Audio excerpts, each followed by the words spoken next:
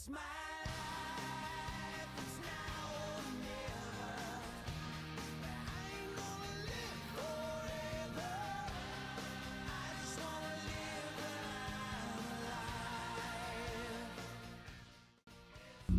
what's up YouTube? It's Aaron again. I keep getting this question from a lot of people who are just starting to question their gender identity, trying to kind of figure things out.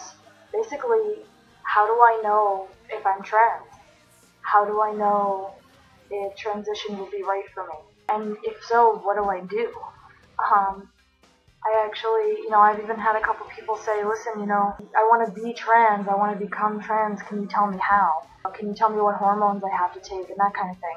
So there's a few things I just want to clear up and also to kind of try and answer this question as best as I can. The first thing I want to say is that you don't become trans, that's just who you are. It's not like you're not trans and then you take hormones and then you are trans. I don't feel like, right now I'm a girl and when I'm on T, I'll be a guy. I am a guy, I always was a guy. Other people couldn't always see it, but that is the case. The second thing I want to make very clear is that there is no particular way to be trans. There's no instruction manual, there are no required steps that you have to take, there's no test that you can take to find out, if you're really trans. It just doesn't really work that way. If you look inside yourself and you really reflect on who you are and how you feel about yourself and your body and how you fit into the world, and you feel that your gender is not the same as the gender you were assigned at birth, that's what makes you trans. Whether that means that you feel you were born in the wrong body, such as my case, or, just that you've been perceived all along as the wrong gender. Some people don't necessarily feel that it's so much that they're in the wrong body. Some people feel they just have, a non-traditional male body, but they just have been perceived as the wrong gender. And it's also important to know, too, that contrary to popular belief, there are more than two genders. Not everybody is male or female. There are some people who identify as genderqueer, or somewhere in between the genders, both genders, no gender whatsoever, or just something, entirely different, a third gender. I read somewhere that there may be up to 16 biological genders. Society dictates that there's just male or female, black and white, and that's not necessarily the case. And that's why I say there's not any one way to be trans. Regardless, if the gender that you feel you are is not consistent with the gender that you were assigned at birth, then that's what makes you trans. And I'm not talking stereotypes here, I want to make that really clear. It's a much deeper sense of who you are at your core and how you fit in the world and how you navigate the world. There are cisgender men who wear makeup. That doesn't make them any less of men. There are cisgender women who play football. That doesn't make them any less of women. So it's not about a stereotype thing or about being masculine or being macho as opposed to being feminine. That's something that I struggled with for a long time was, well, I'm not super masculine, I'm not like this, tough guy, so how can I be a real man? And that's kind of a symptom of the society we live in, that, you've got to be this macho guy to be respected and valued as a real man. So that held me back for a long time. It's not about stereotypes, it's much deeper than that. Another important thing to realize, a really important thing to realize, is that sexual orientation and gender identity are completely different things. They are different worlds. I heard it phrased really well in one of Charles Asher's videos. I think he had quoted it from somebody else, that gender identity is who you want to go to bed as. Sexuality is who you want to go to bed with. So it's very important to recognize the difference between the two. What it comes down to is how you feel about yourself at your core, in your head, in your heart, who you really feel you are. The rest of it is details. The rest of it is things that you do to make yourself comfortable and happy. And they're extremely personal decisions. I can't tell you what you would need to be happy. Only you can know that. And it takes a long time of self-reflecting to really know what is right for you. And I think that's the case in almost any situation in life, but especially when it comes to transition. If you do come to the conclusion that you're trans, that your gender doesn't align with the gender that you were given at birth, and you decide that you want to be perceived as your true gender, but you don't want to take hormones, or you do want to take hormones, but you don't want to get surgery. You want to get chest surgery, but you don't want to get bottom surgery. None of that makes you any less trans. Okay? None of that makes you any less of who you are. A trans man who gets chest surgery is no more of a man than a trans man who doesn't get chest surgery. A trans man who goes on hormones is no more of a man than a trans man who doesn't go on hormones. That's a very personal decision, and that's not something that anybody else can dictate for you. You don't have to do what other trans people do. You just need to do what makes you comfortable living your life. Like I said, there's no instruction manual, there's no required steps that you have to take to transition. The only things you need to do are what make you happy and comfortable living your life in the body you have and, in the way that you navigate the world. If you are questioning your gender, or you're trying to figure out if you might be trans or you might be genderqueer, my first suggestion is to do a lot of research. Do a whole lot of reading into what it means to be transgender. Listen to a lot of other people's stories and see what you relate to and what you don't relate to. Ask yourself a lot of questions. Personally, when I was first figuring things out, the biggest thing that helped was I watched a shit ton of videos. Tons of trans guys talking about their experiences and dysphoria and, how they figured out they were trans to, just see what I related to and what I didn't. I'd watch a video and I'd be like, that makes perfect sense. Okay, that doesn't quite really fit. That doesn't make as much sense. It really helped me kind of process what made sense to me. I also followed the Genderqueer Chat channel, which, by the way, is fantastic, to see how I related to that, as opposed to the more binary trans guys that I found on YouTube. I kept a journal where I wrote down everything I thought about gender, about myself and my body, about how I interact with other people and with my partner, everything that helped me learn more about who I am, and being able to look through that later and what have you, that was a big help.